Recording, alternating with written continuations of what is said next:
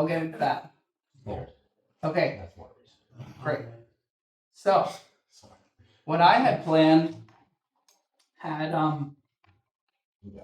I didn't know what Crystal was going to talk about exactly. I knew she was going to mention the tour guide stuff. But man, did she go over some of the stuff I wanted to go over. So I'm going to unpack it a little bit more, what the tour guide stuff means for us.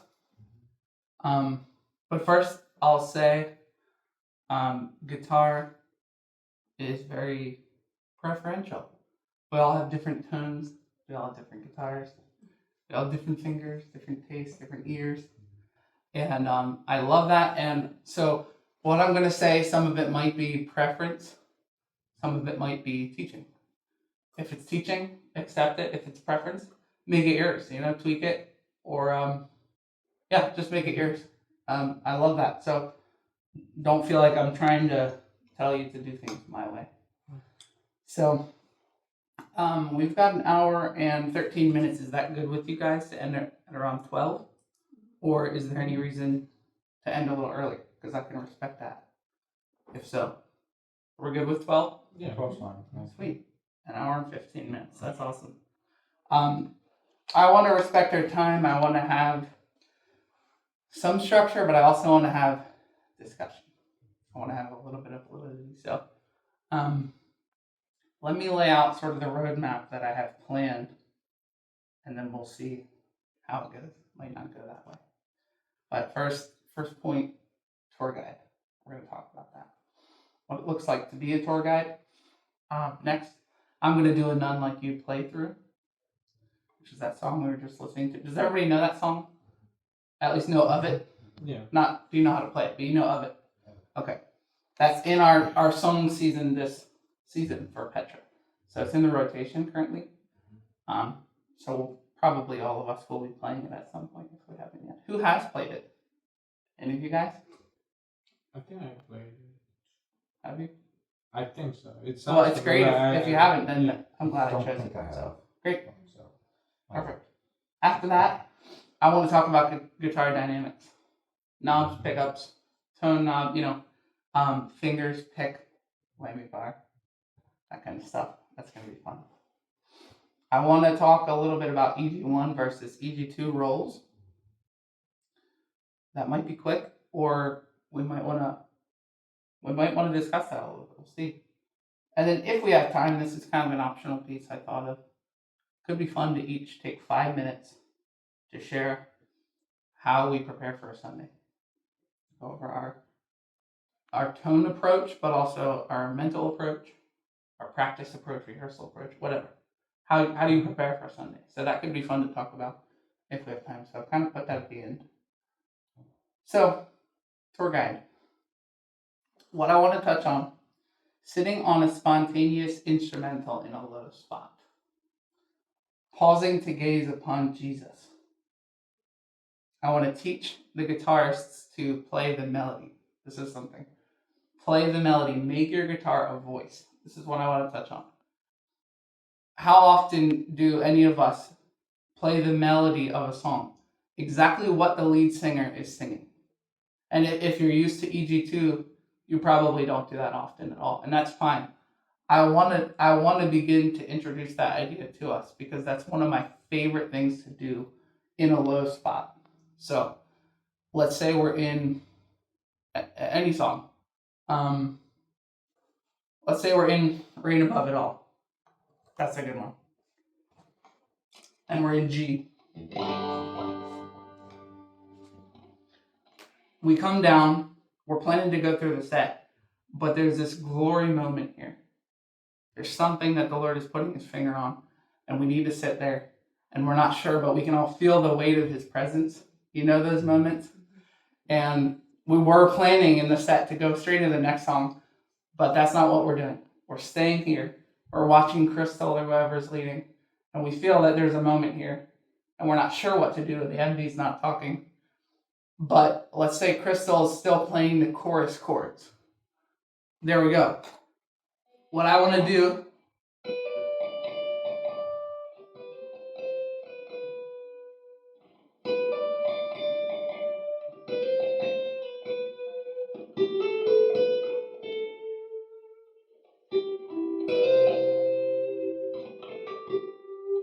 something like that. I want to make my guitar the voice at that moment because there's nobody singing. So that's one of my favorite things to do is to play the melody, to make my guitar a voice. Is that a concept that any of you guys have thought of before? Yeah. Yeah, good. I love that concept. I think about it all the time, and it challenges me to bring more dynamic to my playing. Vibrato, sliding, that kind of stuff. Because if I were to play it like a guitarist often would, and there's nothing wrong with this. It just sounds. It's not a voice.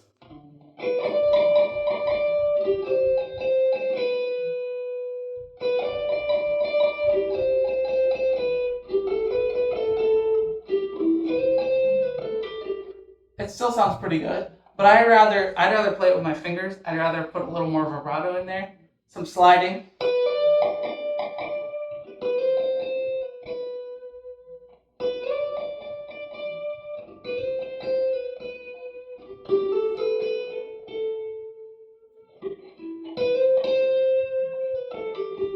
You hear the difference? So,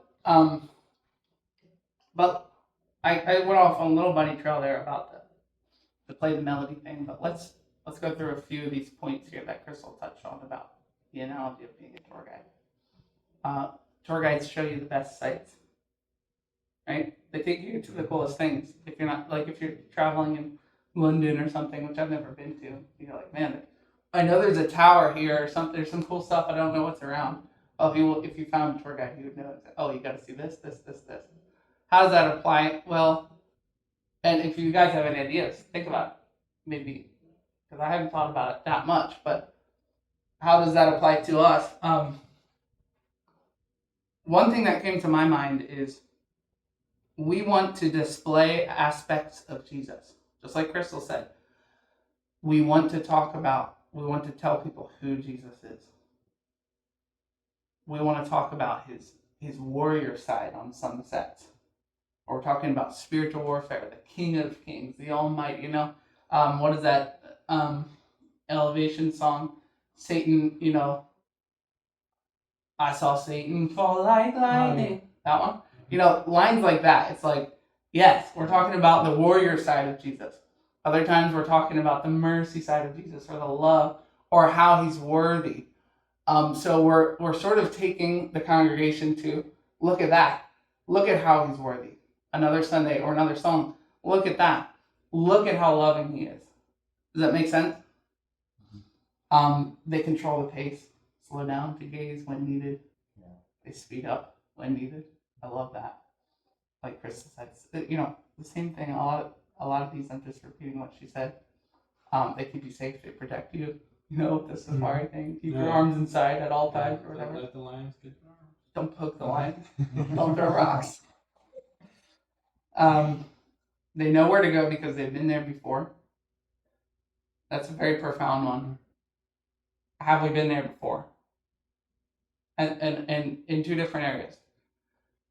Have we been there spiritually before? Have we met with the Lord? Have we seen him face to face? Have we been in his throne room? But secondly, have we played it before? Do we know the parts? Have we gone on these spontaneous things before? If not, then we won't know what to do, right? Very knowledgeable and experienced, well-versed. Tour guide knows the facts, the data, the history. This place was built in yada, yada, yada. Often they say, this is 4 million years old, if it's, that kind of stuff. But that's actually a good point. Another way that we keep the congregation safe, we protect them as their tour guides, is we have a very strict filter of songs that we choose because we want to be theologically protecting our flock. We want songs that correctly portray the Lord and theologically correct, That's how we can safeguard our congregation. And Petra's very good with that. And Crystal's done a wonderful job. And the whole core team of coming up with a specific filter criteria that all songs have to meet. And sometimes it's like, oh, that song is awesome. But there's one line in it that we just can't quite agree with theologically, we can't do it because we don't want to mislead our congregation.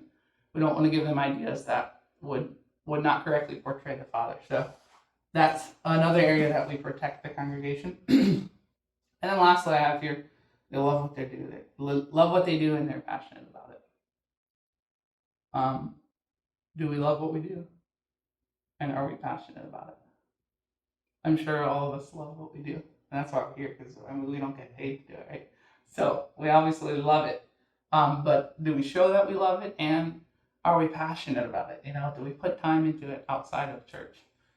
At home, do we really love what we do? So that's in preparation. Yeah. Like you're saying.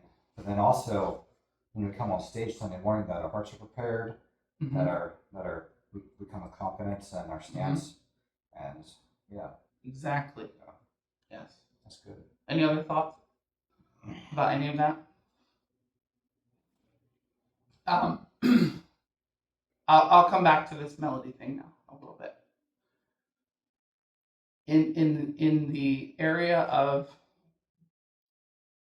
pausing to gaze upon Jesus as tour guides. Let's say the tour guide, the worship leader is pausing. Like I said, we're here. What do we play? And there's no, I'm not telling you need to play the melody. There's 100 things you could play, and it could all sound great. I'm just suggesting this because it's one thing that I love to do. So I want to unpack for a little bit, sort of a practical way that you could learn to do that comfortably if you're not comfortable with, let's say, playing a melody on the spot or playing by ear. And I know everybody's got a different ear, and some of us have a harder time playing by ear. And that's totally okay. I want to tell you, too, that you can train your ear. So let's go over the major scale. Everybody knows the major scale? First thing we learned, probably. I want to go over it up here. So we're in G, we're at the 12th fret on the G string. Major scale. Right?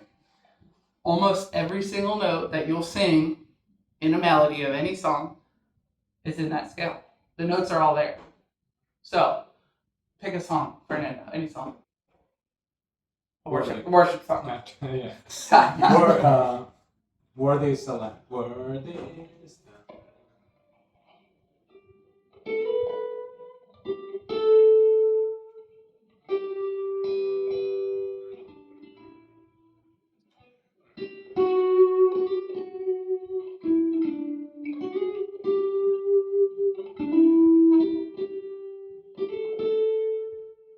Oh, another one. Mason.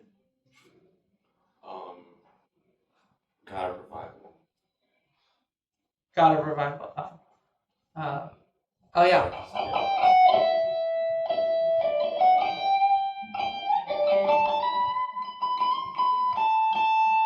So I'm playing the melody as you know.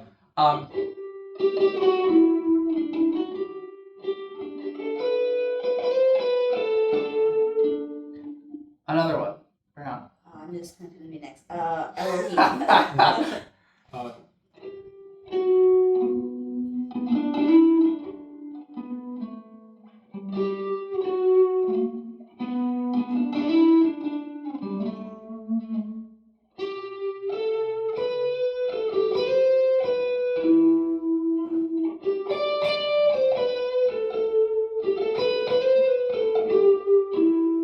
Yeah.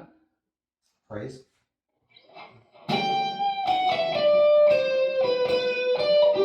Thank you. That's the best one. That's the scale. That's literally, there you go. It's the scale walk down. Perfect. So all those songs they weren't necessarily in between this octave, but they were all those notes. Yeah. Sometimes I went lower than that section or higher than it, same notes though. So, but let's look at praise. That's a perfect example. They're all in this major scale. So what I want us to do is be so comfortable with the major scale and think of it in regards to the number system. Okay? 1, 2, 3, 4, 5, 6, 7, 8. 1, 2, 3, 4, 5, 6, 7, 8. So the first layer. Do you know the number scale on the guitar?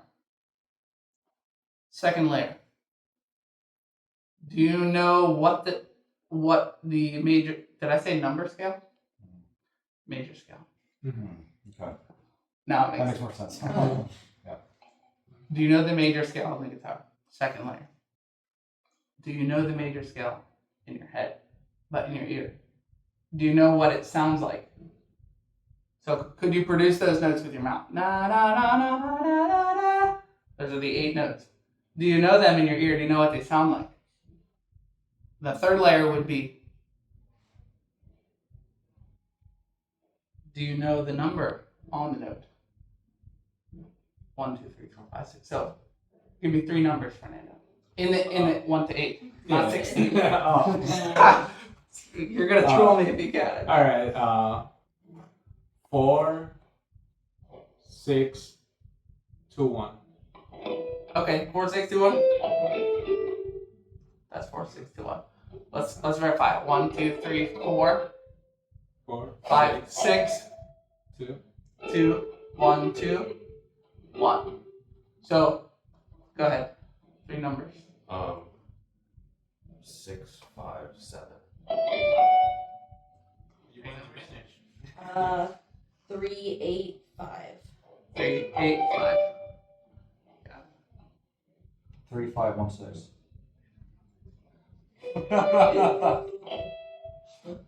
1, 2, 3, 5, 1, 6.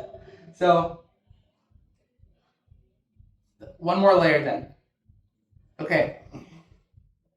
Do we know the scale on the guitar? Do we know the scale in our head, what it sounds like? Do we know the numbers on the notes? But one more layer. I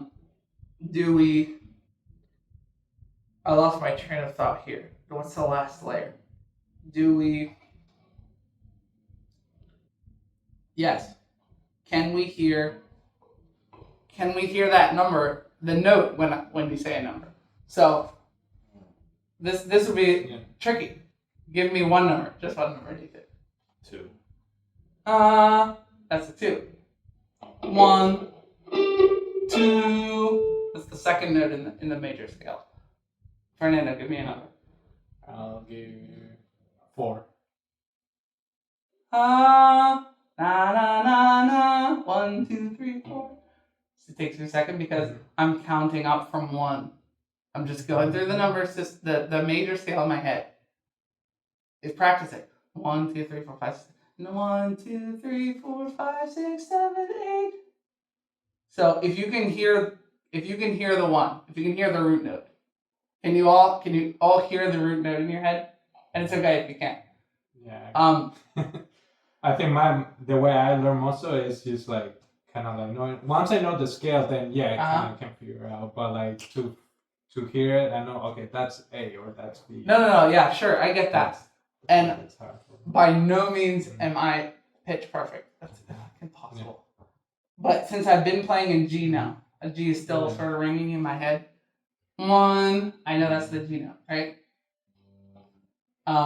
If you can arrive at hearing that first note, and you know the major scale, you can count your way up. 1, 2, 3, 4, 5, 6, 7, 8. Right? So it's just like how you would, spell something or sound out a word. Beautiful, B-A, process it. Or that's not a great analogy. What number of the alphabet is the letter L? Well, I have no idea. Let me count out A, B, C, D, E, F, G, H, I, J, K, L. That's 12. It's the same thing. I'm counting out. Okay, what note is 6? 1, 2, 3, 5, 6. Let's remove one aspect, Fernando. You can't hear the note in your head. No ear. You can still do it. 1, 2, 3, 4, 5, 6. 6. I don't know what that's going to sound like yet, but I know where it is if I know the scale, right? So, oh, that's what it sounds like, right? So you don't need to know what it sounds like before you play it. So that's great. But even if you remove the ear aspect and just put it in a sort of a musical theory aspect, if you know the major scale and there's a number on each note, there you go. So this is super helpful for me to give me some structure and sort of organize my thoughts when I play a melody. And so, yes, it's tricky. It's tricky if you struggle with the ear aspect of it. It's very tricky to just be able to play a melody on the spot, and that's totally okay. I'm not saying we all need to do that. I'm not even asking us to do that. I'm just presenting it as a tool that I like to use. That's all. I love to do that, and I think it's a great easy way to practically fill that spot when we're paused, when we're gazing. Does that all make sense? That's good. Any questions?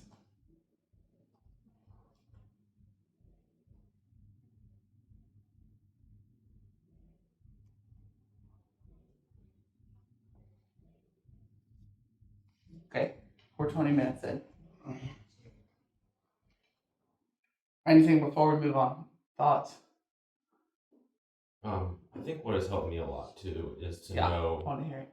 know with the melody, like what's the chord to, especially the whole way through the scale. Gotcha. It's Okay. like I know what the 1 is. 1, 2, 3, 4, 5, 6, 7. 7 is usually 5/7, but whatever. Yeah, exactly. Like know what your chords are in the scale as well. Okay. And kind of know how to get there quick. And that helps too, because knowing what chord you're playing or what chord would work can help you figure out what notes are going to help too. If you want to Sure. go off of just thinking through Uh-huh. the scale. If you're playing spontaneously. Yeah. And so you're not talking specifically about playing the melody per se, right? You're talking about playing safe notes within where we're at. Yeah. It's kind of like, because I think sometimes those spontaneous moments can continue to just go on, and you don't want to just keep playing the same thing for 10 minutes. You want to break out. Yeah. So that's one of the things I think has helped me with breaking out of that is like knowing what the chords are and being able to, because in a chord there's at least 3 notes. Yes. Yeah. Yeah. And, and during a longer period like that, maybe it's just a slight variation of the first thing you played. Yeah. That's what I was gonna Yep, say. totally. I'll play one thing and then find another note and then add that in and slowly just add other notes in as I go. Yep.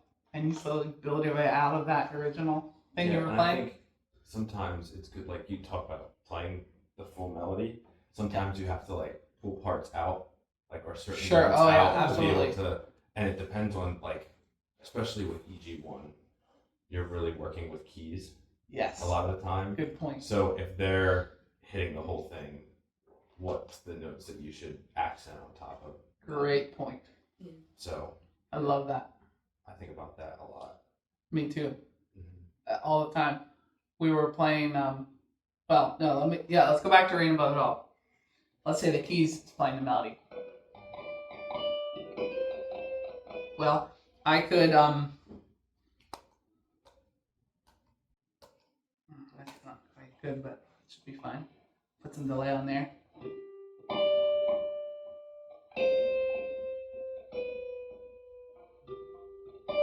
Exactly what you said. I'm pulling notes out. Just that's what I play. Compliment. And that's beautiful. And that's what we would normally play in the song. Yeah. So, beautiful.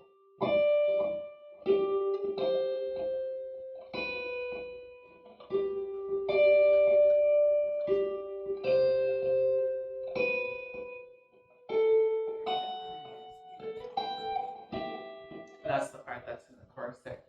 Yeah, I love that. And what I'll do, one of my favorite things to do, probably my favorite moment, is to be harmonizing with the piano player playing the melody. So I can't do that now. I can play the harmony, but you can't hear it with the melody.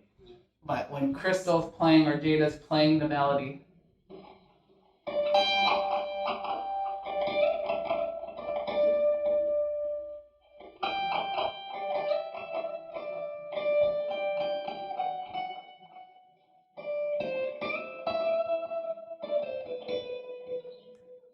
harmony over that, and together they just sound so beautiful.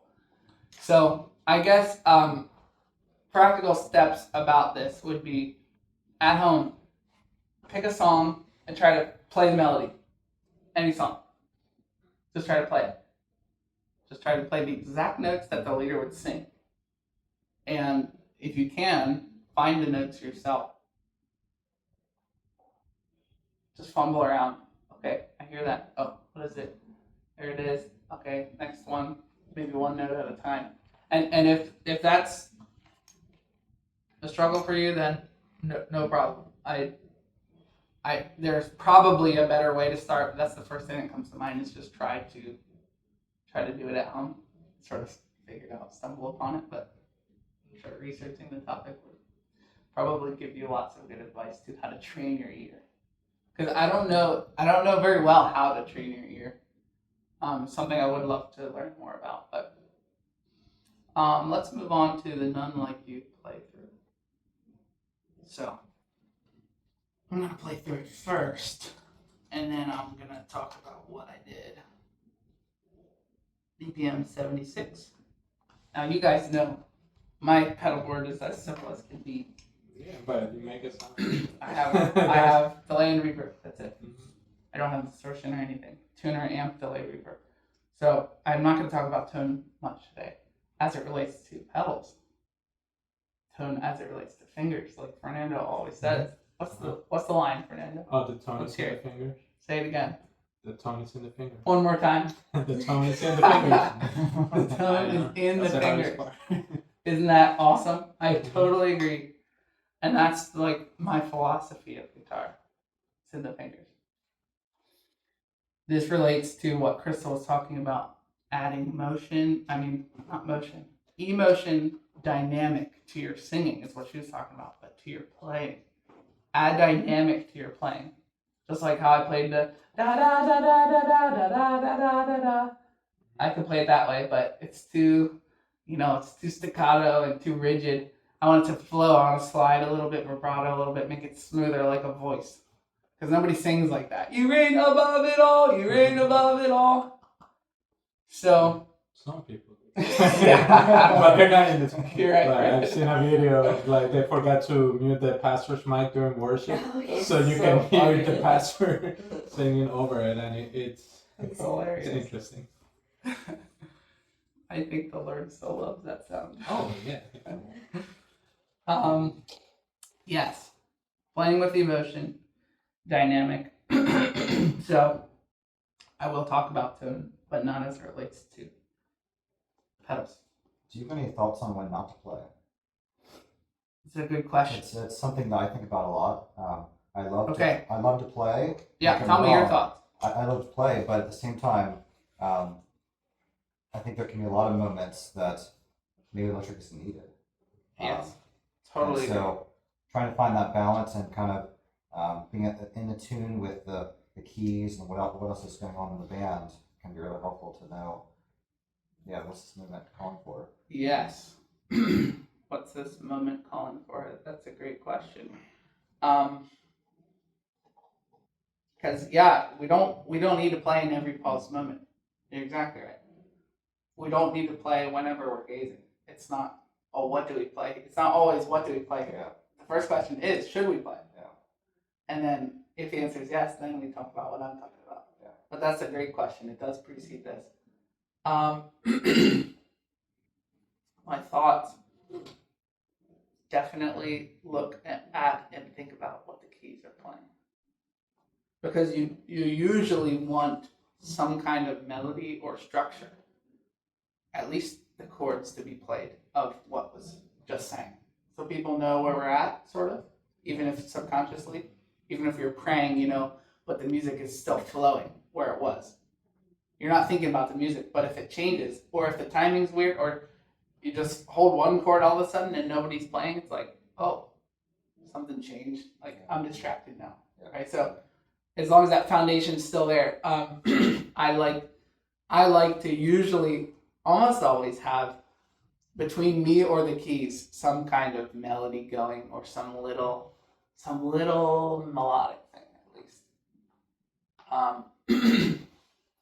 are moments, but let's think. This is pretty rare, right? That there would just be a pad going on the one, and we're all standing still. That would be pretty rare. That could be like a super heavy, like glorious moment though. Like I have had those moments where it's like we just need to sit here, just need to look at the Lord and think about his awesomeness, his glory. Definitely had those, but pretty rare, right? Yeah. So I would look at what the piano player's playing, and then think about, should I join them? Should I harmonize with them or complement them? Should I do swells? I'll say swells are always safe. They're almost, because they're so unintrusive, they're just a pad. They just feel a little bit, and nobody really notices them. They just kind of bring a little bit of presence. So I think swells are almost always safe. It can be really easy as an electric guitarist to just always play full out for the whole song. Yes. Instead of adding Yes, in exactly. some We don't want to do swells, that. and maybe a portion of the song that you're not playing so much. Yeah. Because silence can be golden. Because then when you come back in, they're really. Yes, exactly. You're saving it up then. Yes. I love that idea of giving every note a value. And by playing 1,000 notes, each note is less valuable. By playing 3 notes, if there's the same amount of total value, those 3 notes are so valuable, right? So I love that. Definitely by not playing for a little bit, you're storing up value for that next note or the next sequence of notes. And you're highlighting value on that other part too. Yes, and you mean in other instruments? In other instruments, yeah. Yes, exactly. You're letting their value come out. Yes. Yes, I love that. Any other thoughts about when not to play? Very important. Yeah, so I'm trying to think of times that I wouldn't play, and there are definitely times I'm not playing. Elohim, I think, is a big one where most of the beginning you don't play at all, and then it doesn't come until that palm, like the palm picking going into the second verse, and that's really when it kind of takes off and builds from there. Yeah. Which it feels wrong because the song is so full, but it's not electric really up until that point too much. Yeah. That's a good example, yeah. So that's a good answer to the question is, what's the track do? Are they playing there or not? We should usually follow the track. However, if we're on stage, we don't have the track, let's say we're not playing with the track. Sometimes we need to supplement a little bit because we're not a huge full band. We don't have overdubs, we don't have all these tracks like they have. We're recreating it live, so we need to fill it in a little bit more, which is often the case. We usually just use one track for the first song, right? So the rest of the songs we're producing live. And so because of that, I often would play it. I think this is true for me around the board, across the board. I would often play a little bit more than the track does if we're not using a track. I think so. I have to think about that if that's true or not. But I often try hard to add things and to make sure that the sound, the mix is full, the stage is full. Make sure we're a big sound that's being produced, but carefully, cautiously, definitely. Like I would say last week, first service when we did Elohim. Yeah, and it was very good, by the way. We had to pull tracks first service, whereas normally intro going in, going chorus into second verse. There's like that swell before the electric starts, and we had to pull the tracks then. And you were playing a little bit of something I normally wouldn't play there as first electric until the picking comes in. And so I did swells into that because the swells from the tracks were gone. So it's kind of a lot of it's like situational awareness too, of knowing, what does the room sound like, how engaged are they in the room, if they're getting hype, you should be bringing it up with them. Exactly. You've got to read the room. That's a perfect example. So why did the track not work? Or why was it cut? I think it got off a little bit. Yeah, I think Tim's the swelling coming out of the first song was too loud over the tracks, or the was it the count, and it was quiet in the second song, and He, so he missed the guide a little bit, or something yeah, like that. he didn't hear the guide Gotcha. on time. Okay. Yeah, that happens sometimes, and then that's the exact moment you want to bring it up a little bit because we used to have a track. We don't have the track, so let me see what I can fill in. That's perfect. There was one song that we were off, and then you were trying to get it back in, but we kept like. Oh yeah, being there. I remember that. Yeah, that one was. I'll never forget that. But we recovered from I that. was scarred. Hmm? I was scarred. Yeah. A little bit of trauma in my head from that. Yeah, I remember. But and nobody. The funny thing is, nobody noticed in the congregation. It really went pretty well. Yeah. Other than like seeing me in the background, Yeah. just reach down and mess with the key with the laptop, because that was the first time that had happened with me on empty tracks. Yeah. So I hadn't fully prepared on what to do there. In retrospect, I would have just killed the track and not tried. But I really wanted the track. I was like, we gotta save this thing. I'm gonna save this. Yeah. And so that's a tricky commitment to make. So I'm trying to sync up live while we're singing. I'm trying to go, okay, I'm gonna move ahead to the chorus. Yeah. And when we get there, bang, Mhm. I'm gonna start it and we're gonna be on time. This is a little bit unrelated, but you use playback, right? Yeah. I think spacebar is play. I think if you hold it and then release it, it goes when you release it. So Does it? I do that all the time. We have an iPad, but like I'll hold Uh-huh. it and then pull it off because that's a whole lot easier than to go. It It's is. easier to hold it. And Oh, for release it. sure. That's great to know. That's an interesting tip there, yeah. I hope I never have to do that again. Yeah. So did it work? Yeah, we got back on. Yeah. We did, but Drew, I think, was on sound, and when he heard we were off, He just beautifully so, he cut it because he's a great sound man, and he didn't bring it back on. Oh, So yeah. my efforts were completely in vain. It didn't come through at all. I was like, yes, we're on, but well, not completely in vain because we had the click and the track, the guy. yeah. Right. That was very important to me. I wanted the click so bad, actually. That might be the biggest thing. I love the structure of a click, and without a click, it just has a different sound to it. Mhm. So that actually was one of the main things. So we had that going for us, but the rest was no better from the congregation. They didn't even hear it. Yeah, It I was think funny. what helps me, and again with like dynamics in a spontaneous setting, is to think about percentages. And so think about like, okay, is the entire band at like 20% of where we're gonna get to, Gotcha. or are we like 50%? And then think about what percentage of that percent am I gonna take up? And is it best for me to just do nothing, or do I want to fill up 10% of that? But then at the same time, you have to know that if you play 100%, you're going to take up 40% to play 5%, and you'll take up. I'm not going to do that math, but so you have to kind of know like how to play at like 10%, 50%, you know, the whole way through. How do you play at that level, and then know what percentage the entire band at of where we're going to get to? Yep.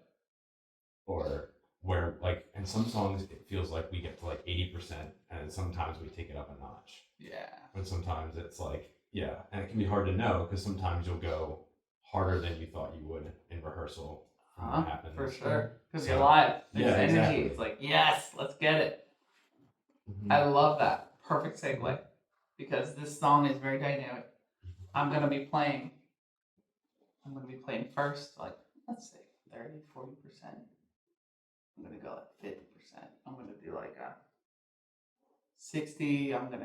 Then I will go to 100. I'm going to do like 90 and then 100. And I'll show you all the steps there. Mhm. So that's a perfect segue to this song because it's very dynamic. Let's do it. So try to pay attention to the switches, the changes that I'm making to my tone live, and whether I'm playing with a pick or fingers. We're gonna cheat.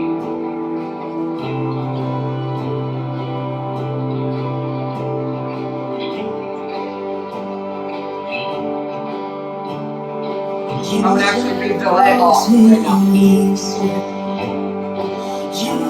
And reverb.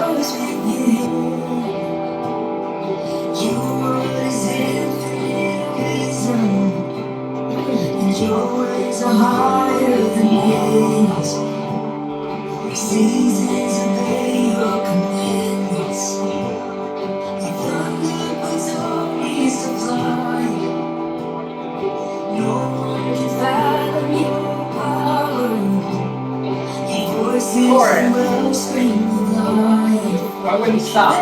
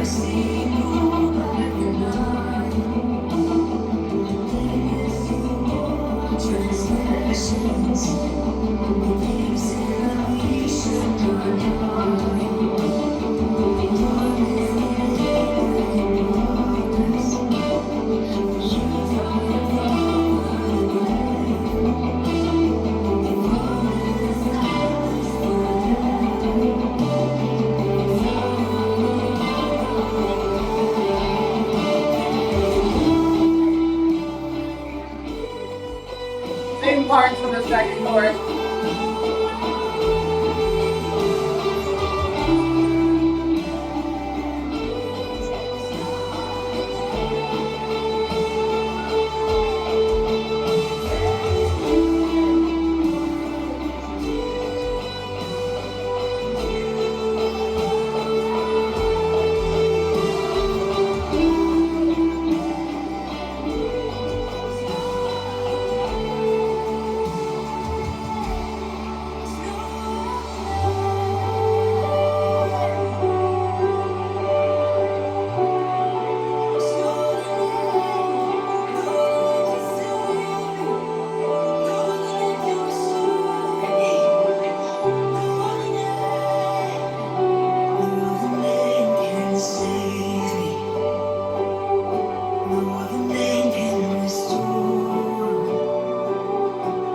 I'm joining the piano.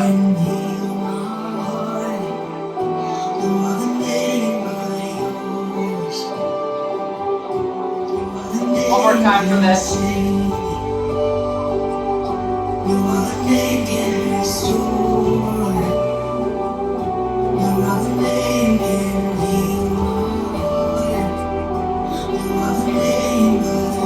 Come on, let's sing this out tonight.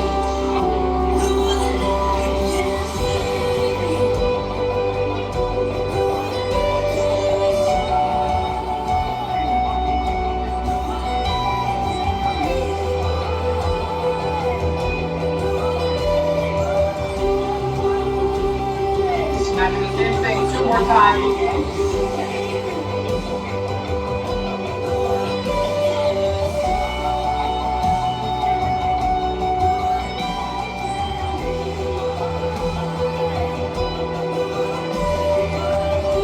One more time.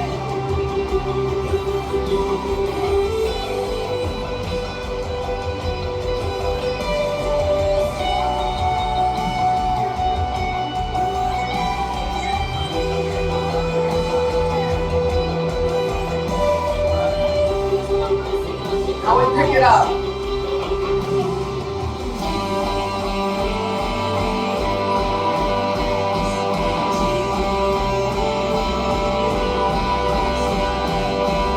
Big bill.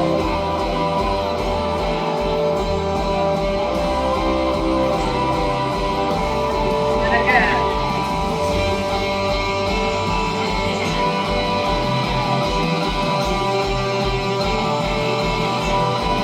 Sound like 80%. Going to 100. Reverb.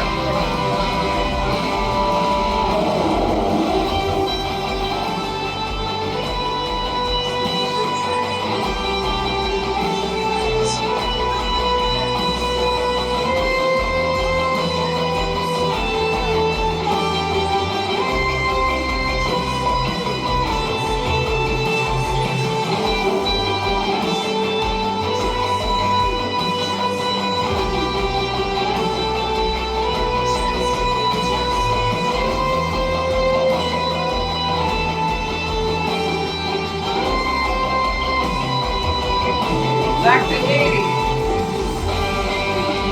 No.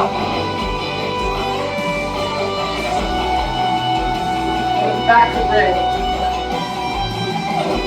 Same part I was playing earlier. But a little bigger.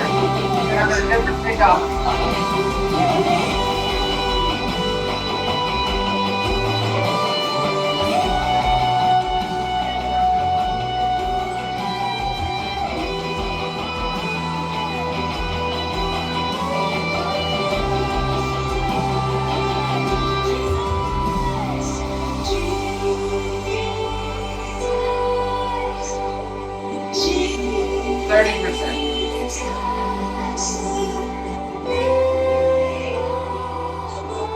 Play the melody.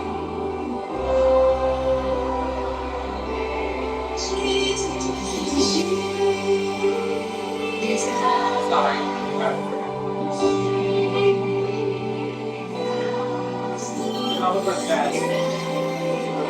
Yeah. Chromatic. Listen to harmonies.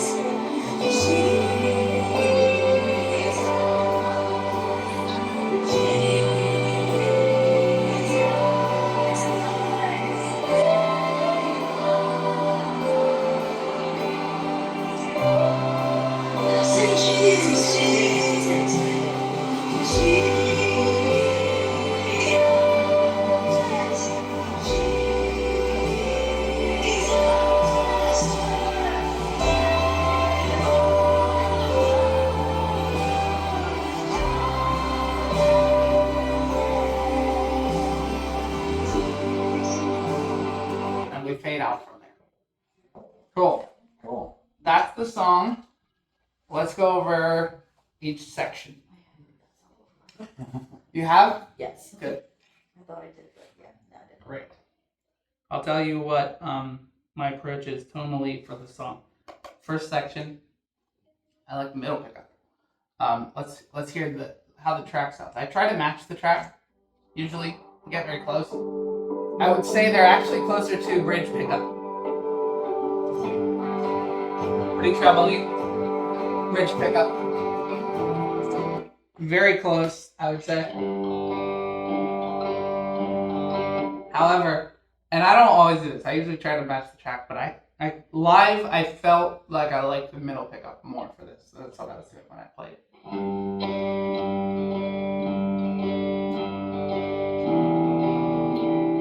So I'm actually with my volume knob here. I'm at 9, not 10. It just makes it a little cleaner and a little bit less like muddiness with the notes. So that's what I'm doing. And then it saves value for the chorus when I switch. I go bang, 10. Nice. A little bit bigger. My So- volume just lives on 10 most of the time. Yeah, no, mine often does too, but in this case, But I'm yeah, 9. So this is what it sounds like. Delay and reverb off. However, my Strymon, the amp has a room effect, so this would be totally dry. Never doing that. Who does that? So this is with the room on. So that's my sort of my bass tone. I always have that on. Gives it a wider stereo effect. So that's where I'm at. I'll play that, go straight into the chorus. When I hit the chorus, I hit the delay on. I switch to my neck pickup, and I roll the volume to 10. 3 changes I'm making when I get to the chorus. For dynamic.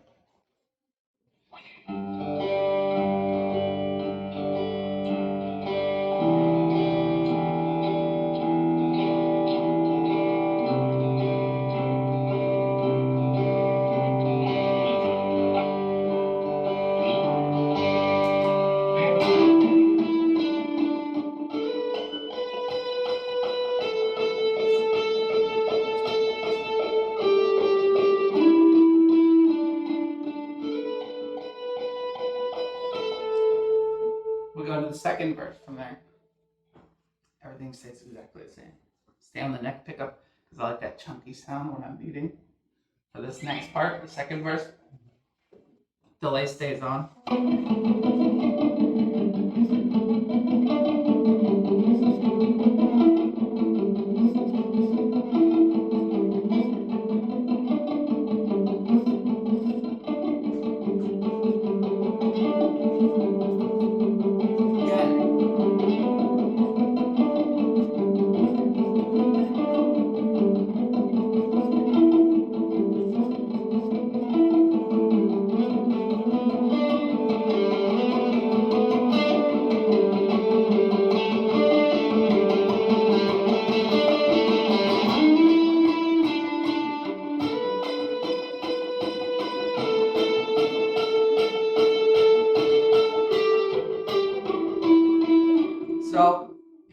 I was opening up a little bit there as we get into the chorus because we're getting bigger, there's more energy. I'm letting off of the muting, and then playing the same thing I played on the first chorus, just a little bit harder, but it's the same there. Bridge is fun. So this is a tone that I've liked recently that I never used to do. Soft fingers, low moment, bridge pickup. Probably strange it was for me because bridge is usually like go time. Yeah. But in this case, roll the tone knob off to 2. Almost the whole way off. So off would be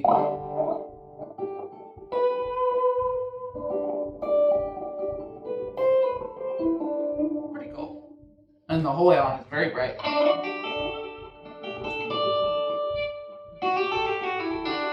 And that would be go time. So I'm not using that. I like it at 2 for this when I'm playing with my fingers.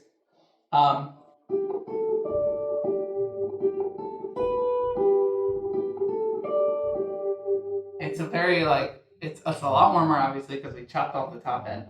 And I don't know, this sound somehow, I can't describe it. It reminds me of a puppy. It just there's something like when I'm playing this sound, I hear like a puppy whimpering sometimes. It's really soft sounds that make any sense. I'm sure it doesn't. I think it's because I've heard you guys know. It's in the guitar. I'm a huge Lincoln Brewster fan. Too much. I should be more my own tone probably. I copy him too much. I've heard him use this, but I didn't know what he was doing. And I assume he's doing this, but he does this he shakes the whammy bar sometimes. And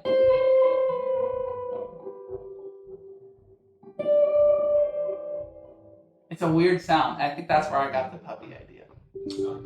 But anyway. And I like what he does with his ring, like it's like Yeah. he goes into like a I know. DJ. I remember that. I've never done that.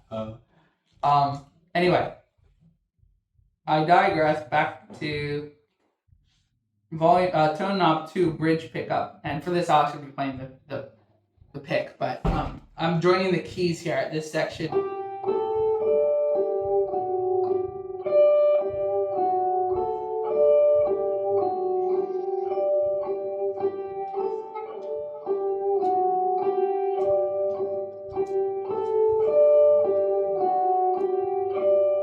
Playing that twice. That's my tone preference there. Another thing that would work beautifully is just the neck pickup.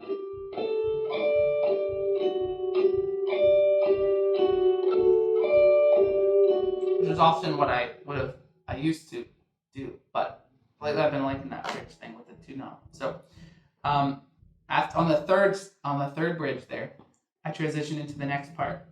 So knowing I'm going to use my bridge pickup again later, I don't want to leave that tone knob there at 2 because it's not where I want it later. So I'm going to roll that back up to 10 for later. But I'm going to switch to the neck pickup again for the next part.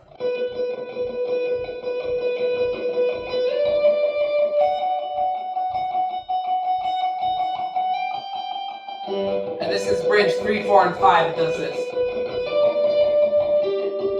I'll do it one more time.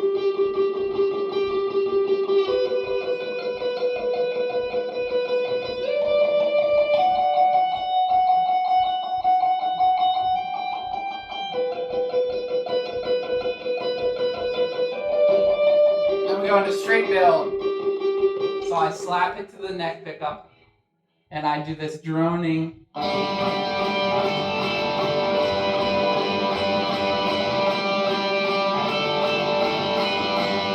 Big, wide open, tone at 10, volume at 10, everything big. You guys probably experience this too with when you're doing this with a droning G string. I can choose to let the D string in there too. Sounds kind of nice. So this would be only G and B.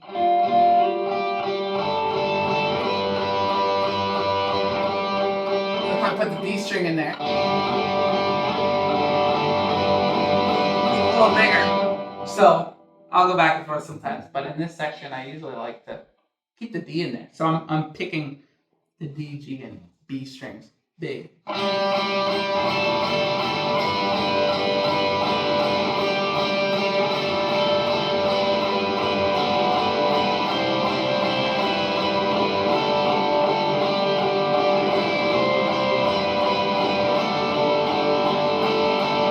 little aside, I like stiff picks.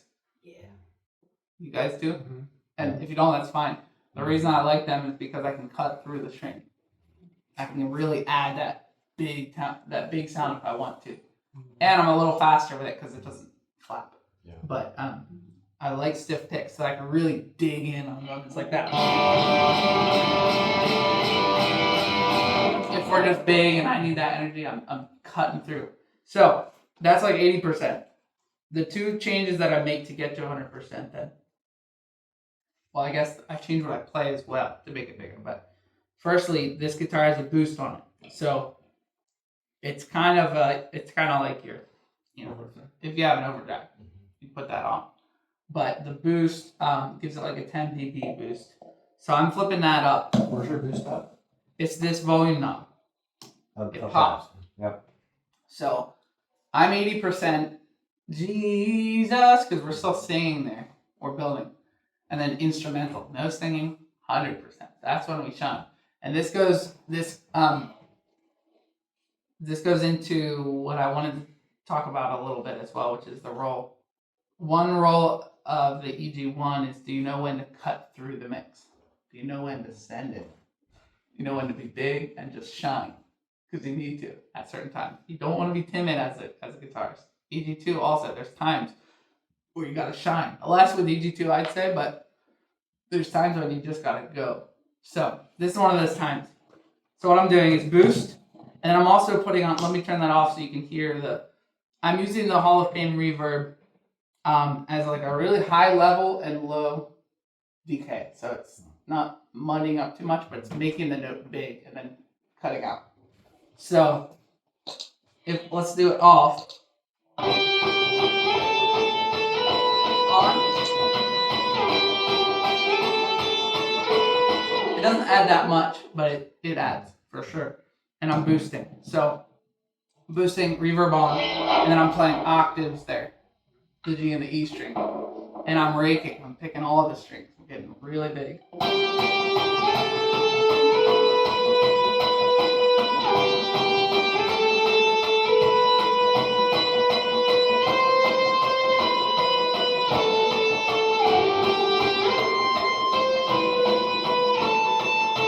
And I'll pick it double time.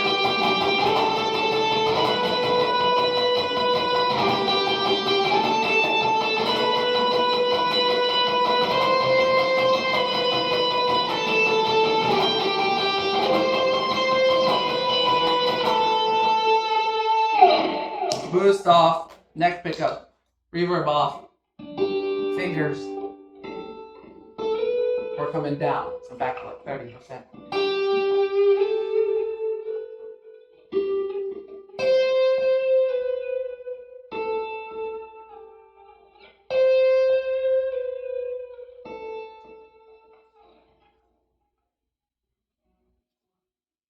Any thoughts? That's good. Nice. Yeah. Awesome. I'm Thanks. assuming you took like a EG 1.5 approach to it, like you're kind of trying to cover both, or was that like EG 1? Good question. Because I was thinking about in the second verse, the part you played in the first verse is still there, but you didn't play that part, and it felt like to me it sounded like you had more space to kind of build it up with that part. And my question was like, is that something you think about when? Because if you have an electric 2 player, they're probably playing one of them. Yeah. Like, right. You can play both parts. Right. But if you're doing just you, then you Yeah. have to pick one probably. Yeah. Good point. Not probably. And You're good not playing catch. both Well, yeah, you parts. can, unless you have the Definitely, I would think EG2 would play that intro throughout the first and second verse. What you're talking about. Yeah, the rhythm. Like the,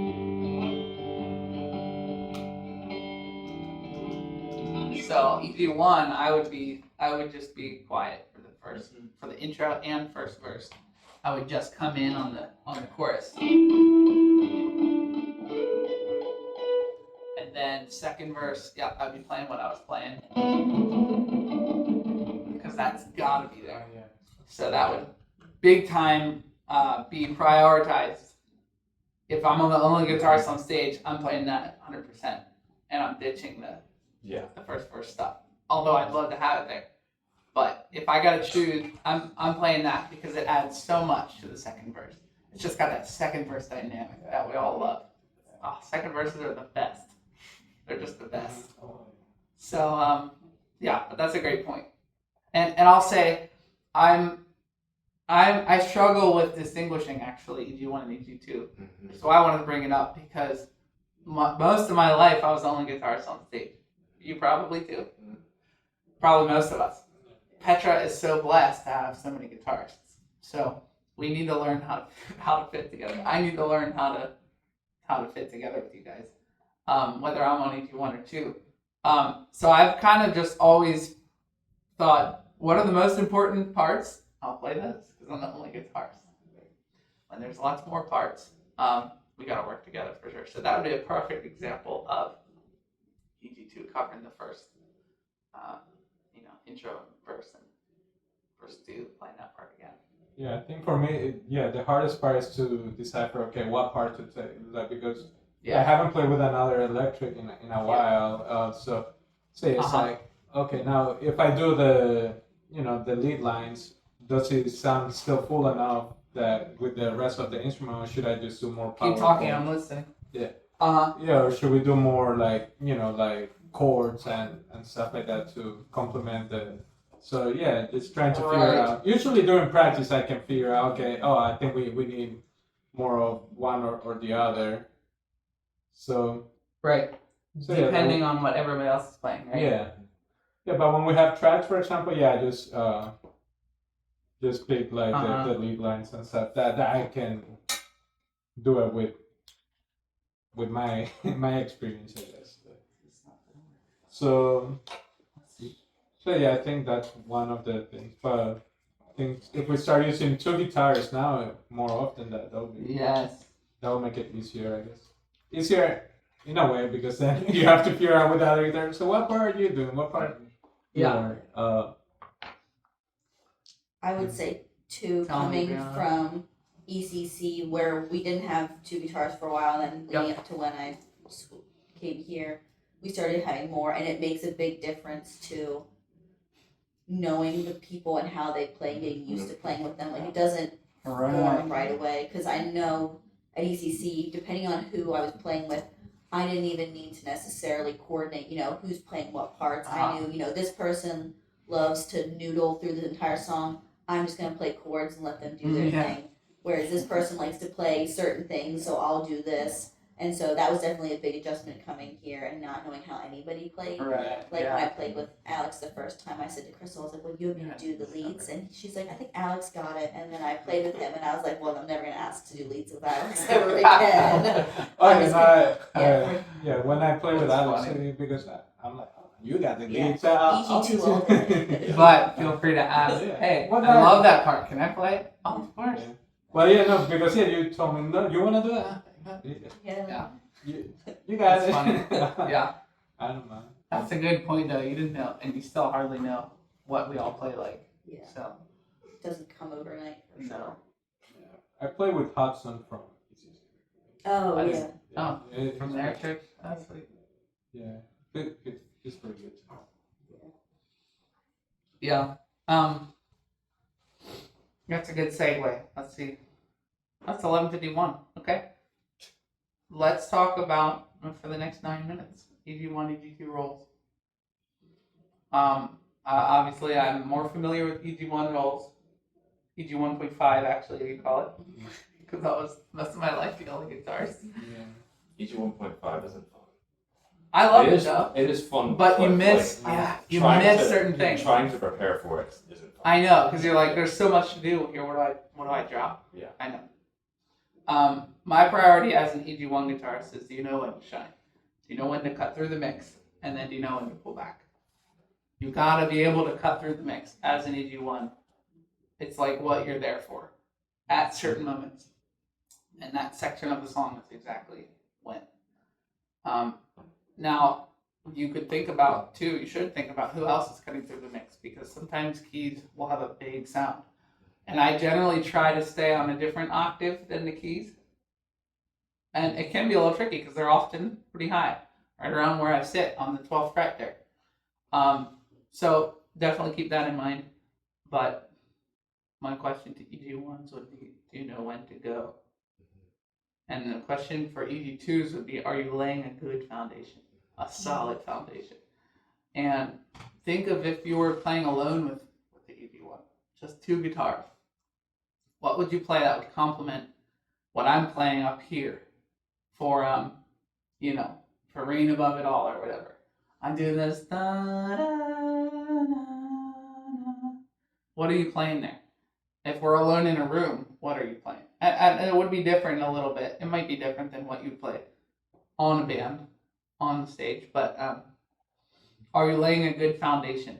And I want to emphasize that EG2 is not a demotion at all. EG2 is so important.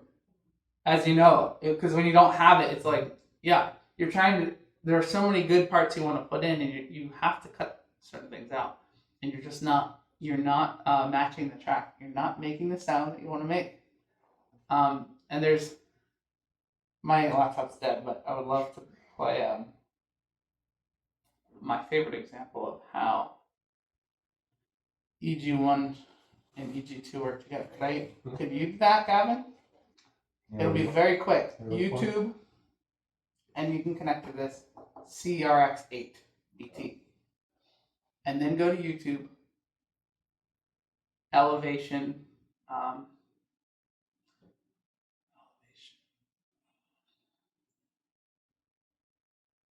I will look up. That's what it's called. Look up Elevation. I will look up guitar. And there's a tutorial.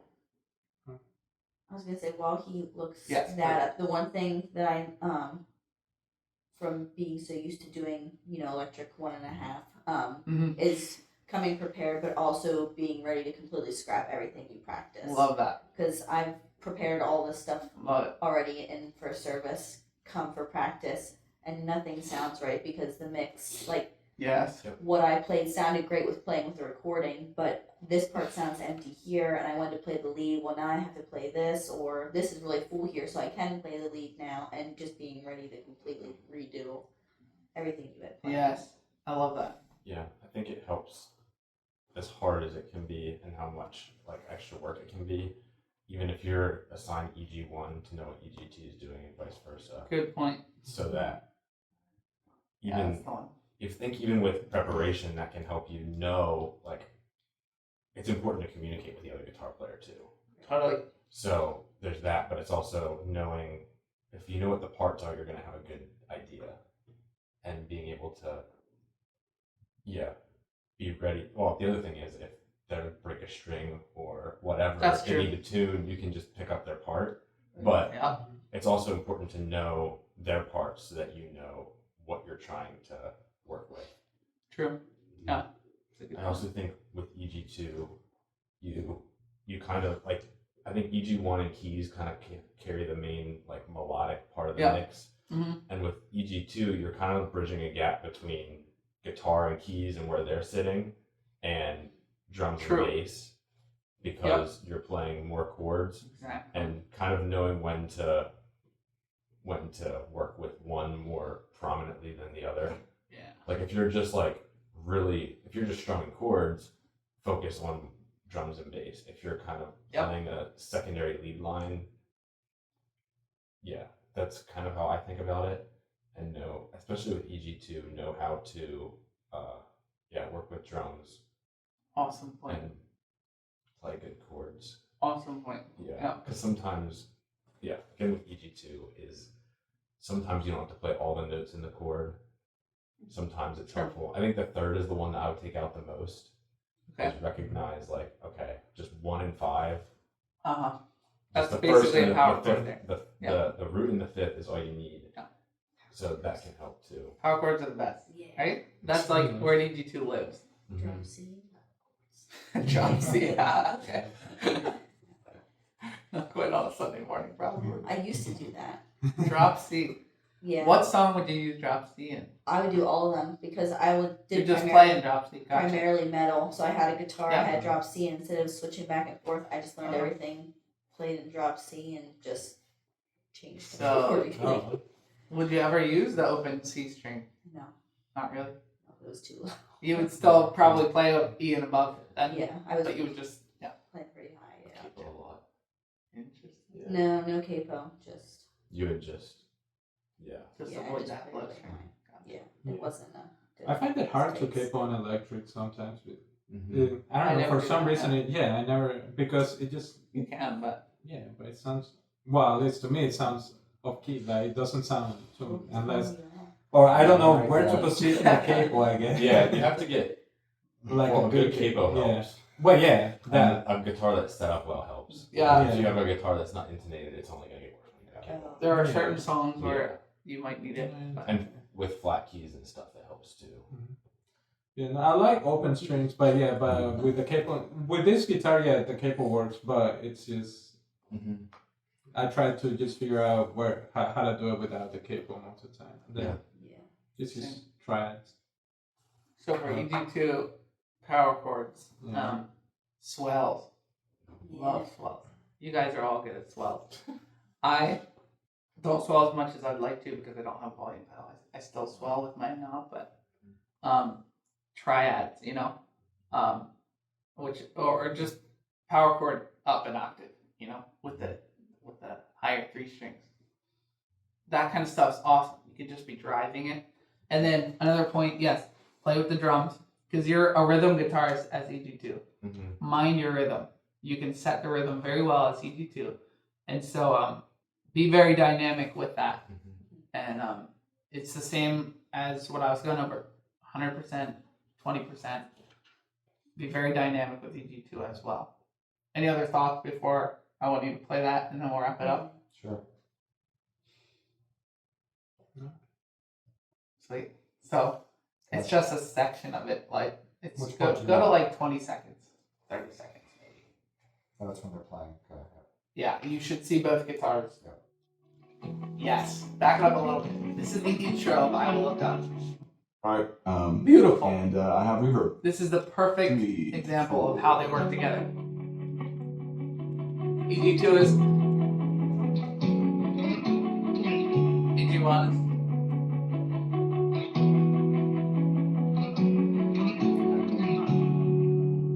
one more time. So The next section is going to be the I have reverb. Is that James Duke? 3, No. 4. well, Lance and maybe the other guys can. Sure. Okay.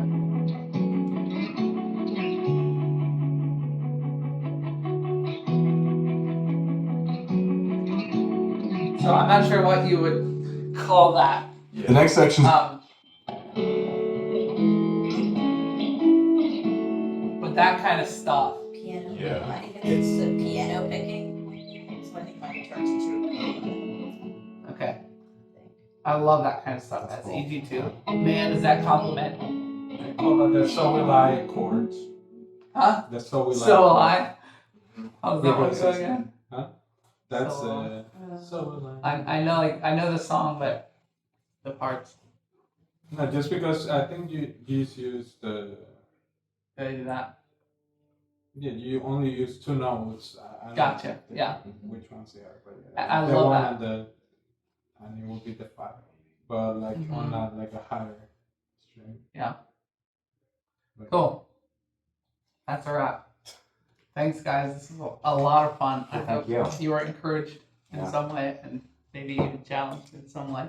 Yeah, it's fun. Great. Good job. Thanks, guys.